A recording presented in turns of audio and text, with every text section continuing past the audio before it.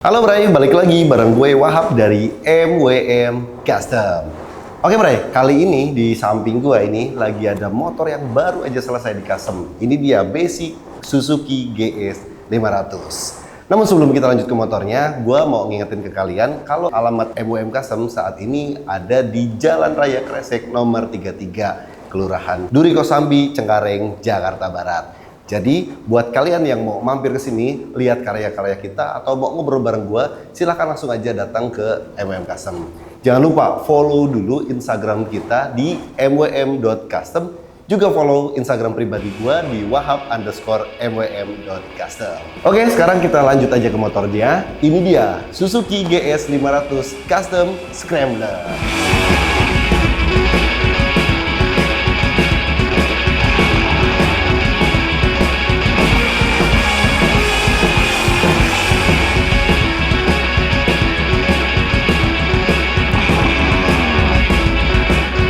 Buat kalian yang belum tahu kayak gimana sih tampilan aslinya si GS 500 ini, jadi bisa kalian lihat kondisinya itu awal sebelum di custom. Nah, jadi ubahan yang kita lakukan, kita mulai dari depannya dulu ya, Bray. Untuk suspensi depan, ini kita masih pakai aslinya. Velgnya aja yang kita ganti nyomot dari Suzuki model lainnya. Ini sih kalau gue lihat punyanya Suzuki Nazuma ya, Bray. Karena waktu datang ke sini, velgnya juga memang udah keadaan seperti ini. Jadi kita cuman ganti di ban depannya aja nih, Bray. Ban yang kita gunakan itu pakai merek Sinco. Ukuran depan di 130/80 ring 17 nih Bray. Jadi kelihatan padat banget kan di area depan.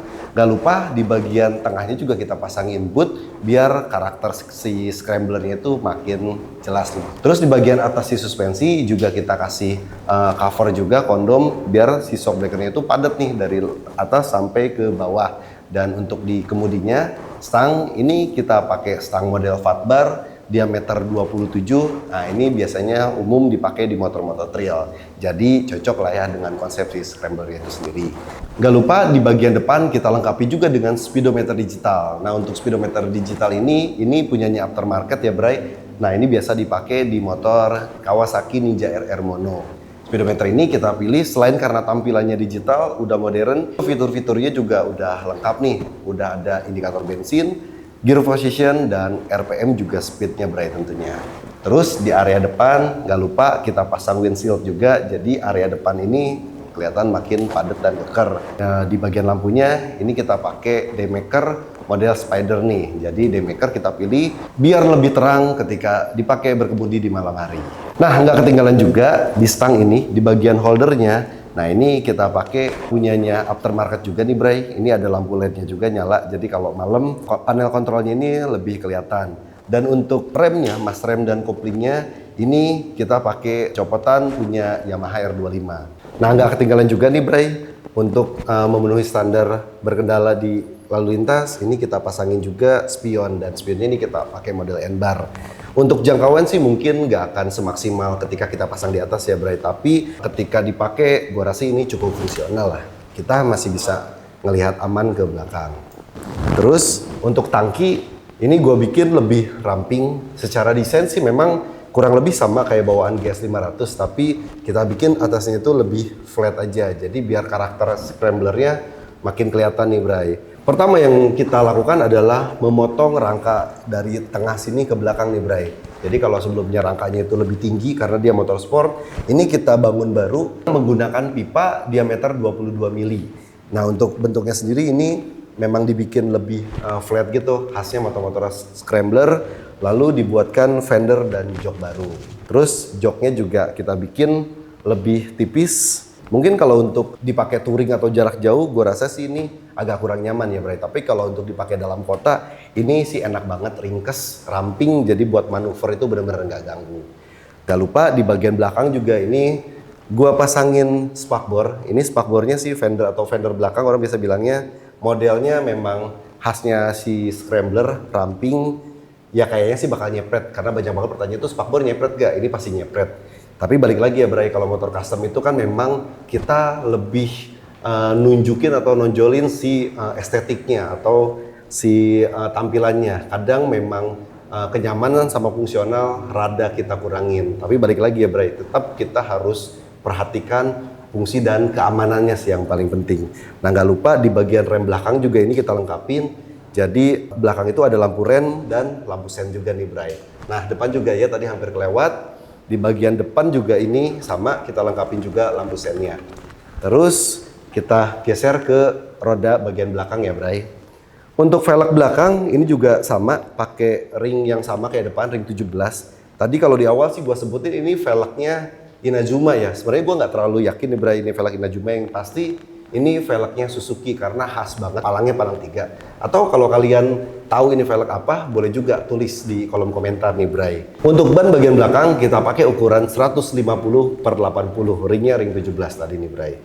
Nah, di bagian belakang sendiri juga sama. Ini swing armnya kita custom juga. Jadi sebelumnya swing armnya itu kan cuma kontak doang. Nah ini kita tambahkan semacam stabilizer nih di bagian atas ini. Fungsinya selain sebagai stabilizer biar armnya itu lebih rigid, lebih kuat, juga bikin tampilan area sini tuh lebih padat nih Bray. Terus ada ubahan juga di bagian suspensinya.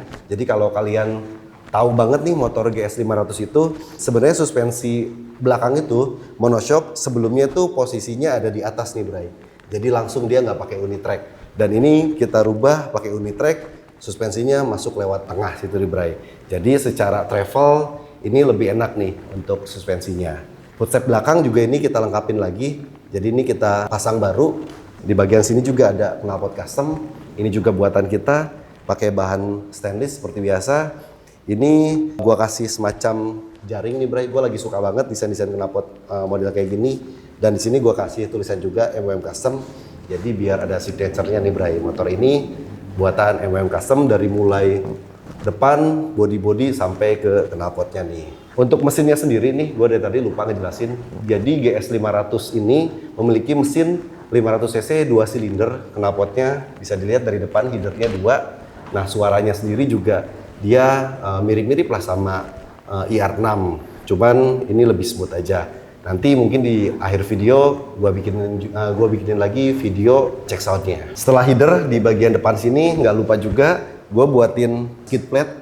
Jadi karakter scrambler ini kan memang motor-motor dual purpose nih Bray. Jadi lu bisa pakai di jalanan keriting, aspal maupun tanah, atau mungkin jalan berbatuan juga. Nah makanya berfungsi juga ketika lu pakai terabasan di jalan bebatuan karena dia akan nahan atau melindungi header atau bahkan mesin kalian dari kerikil atau batu yang terpental ke arah mesin kalian.